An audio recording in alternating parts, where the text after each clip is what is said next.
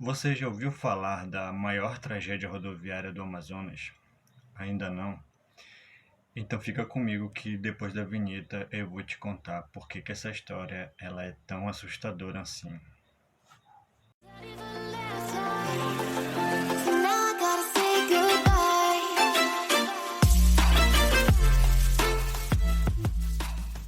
Os relatos que eu vou estar contando aqui para vocês, eles estão publicados no portal Amazônia. É um portal aqui amazonense, né, de credibilidade. Então eu vou estar deixando a matéria aqui na descrição e a matéria diz o seguinte: filme de terror na Amazônia, conheça a história do acidente rodoviário que resultou em 39 corpos deformados por piranhas. Então, continuando. Era a madrugada do dia 14 de novembro de 1976, quando o Corpo de Bombeiros do Amazonas foi acionado para um resgate na rodovia AM-010 que liga a capital Manaus a outros municípios amazonenses. Na época, os desafios geográficos e a estrutura da Amazônia eram maiores que os de hoje, o que acabou atrasando a chegada dos bombeiros. Na chegada, os profissionais se depararam com uma multidão que tentava entender o que havia acontecido. Um ônibus estava completamente submerso no rio Urubu, e quando retirado, o cenário era comparável a de um filme de terror. Como eu já falei, 39 pessoas morreram dentro daquele veículo e parte dos corpos haviam sido devorados por piranhas. A maior tragédia rodoviária do Amazonas. Este acidente foi classificado como a maior tragédia rodoviária até então vista no Amazonas. Na noite do dia 13 de novembro de 1976, um sábado, passageiros se preparavam para embarcar em um dos ônibus que sairia de Manaus com destino à cidade de Itacoatiara, um dos principais municípios amazonenses. Entre os veículos, o de numeração 0546 da empresa Soutur Solimões Transporte e Turismo, dirigido por José Aurélio Duarte, e no atendimento a rodomoça Maria de Lourdes Moreira da Silva. Ainda no terminal, o jornalista Carlos Costa estava indo a trabalho para a Velha Serpa, nome de origem portuguesa que a aldeia de Itacoatiara recebeu em 1759, quando passou à categoria de vila. Com a missão de cobrir as eleições municipais do dia 15 de novembro daquele ano, enquanto aguardava o horário de partida, foi abordado por um casal que queria trocar de ônibus e chegar mais rápido ao destino para comemorar o casamento em lua de mel. Aqui temos um relato, de um sobrevivente. Eu ia no ônibus que era a novidade da época. Naquela noite um casal me abordou, pois queriam ir em lua de mel juntos e não tinha mais 2 lugares disponíveis no frescão, ônibus com ar-condicionado. Até que me convenceram e cedi meu lugar para eles. Então fui em outro ônibus, que sairia pouco depois, contou o jornalista em entrevista à equipe do portal Amazônia em Manaus. Motorista no volante e rodomoça na recepção para o embarque dos 42 passageiros no frescão, modelo Marco Polo 3, que deixaria o terminal de Manaus por volta da meia-noite. Entre os passageiros, o mecânico Dirceu de Araújo, que ocupava uma das últimas poltronas nas fileiras finais do veículo, além do sargento da aeronáutica Elísio Araújo, sua esposa Altazira Alencar e suas filhas Edmeia, Eliette e Elisângela Soares, de apenas 6 meses de vida. Por causa da segurança e a preocupação de não querer deixar sua casa em Manaus sozinha durante o feriado prolongado de proclamação da República, a família do sargento Elísio não estava completa no ônibus. O pai, que já tinha comprado passagens para ele, para a esposa e as 3 filhas e os 2 filhos, resolveu vender as passagens dos filhos, Altevira Alencar e Elísio Júnior.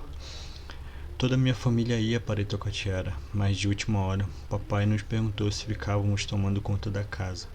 Meu irmão e eu ficamos. Por volta das 11h30 da noite, eles saíram para ir à rodoviária, pois o ônibus sairia à meia-noite. Durante a noite, tudo normal, mas por volta das 4 da madrugada, meu irmão teve um sonho com nossa irmã mais velha, No sonho, ela tentava contar outro sonho para ele, mas não conseguia. Acabava desmaiando.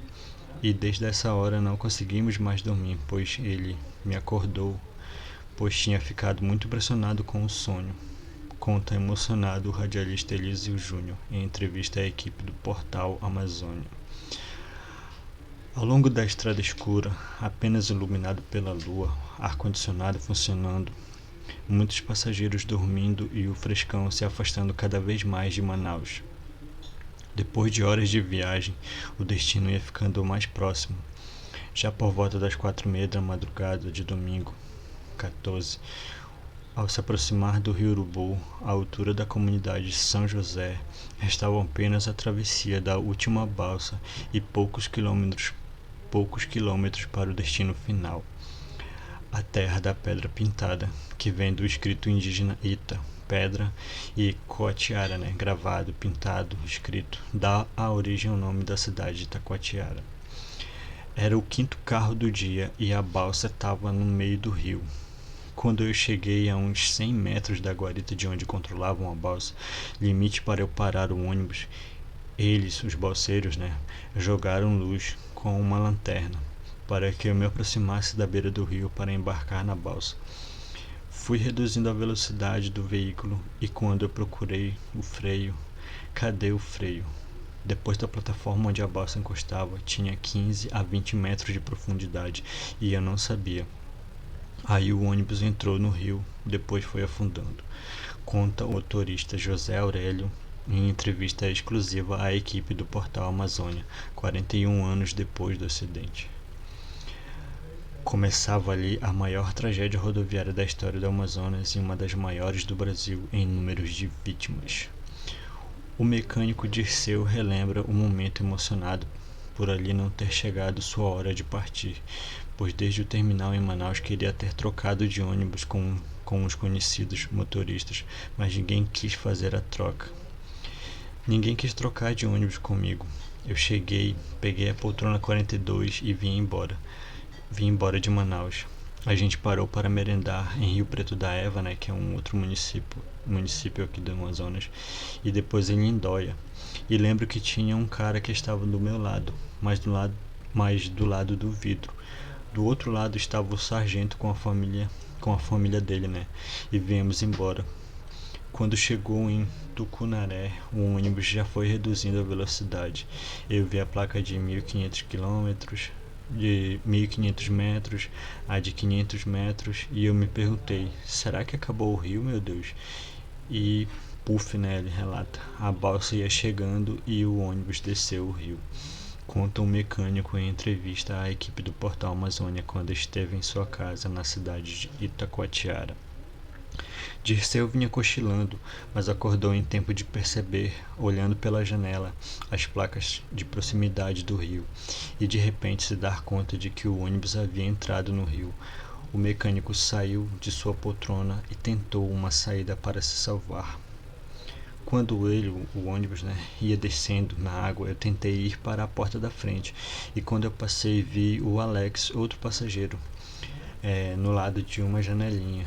E fui e vi também que o motorista estava tentando abrir a porta para um lado e o pessoal para o outro. Aí eu me virei e fui direto na janelinha. Quando vi que o Alex tinha acabado de sair, eu fui. Enquanto eu saía do ônibus, senti que alguém tinha segurado o meu pé e eu pensei comigo mesmo: meu amigo, você pode ficar com meu pé, mas que eu boio. E boiei longe.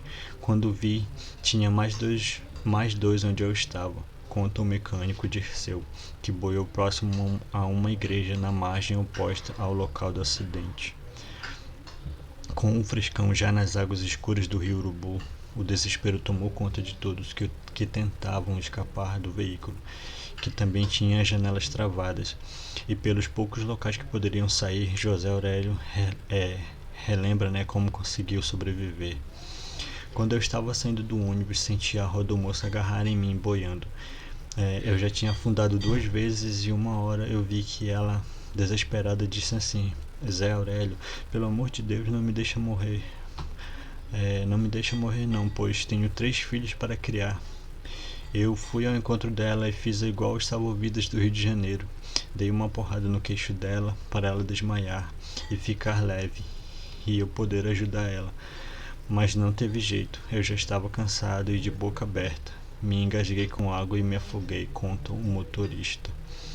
Bom, galera, eu estava verificando a matéria, então eu vi que iria ficar muito longa essa história, né? Então eu resolvi fazer em duas partes. Então, na segunda parte vai ter um vídeo que mostra um pedaço de um documentário que fizeram do Discovery Channel, eu acho. Não, do Animal Planet, entendeu? E eu vou estar deixando lá um trecho desse documentário lá para vocês acompanharem, beleza? Na segunda parte. E é isso.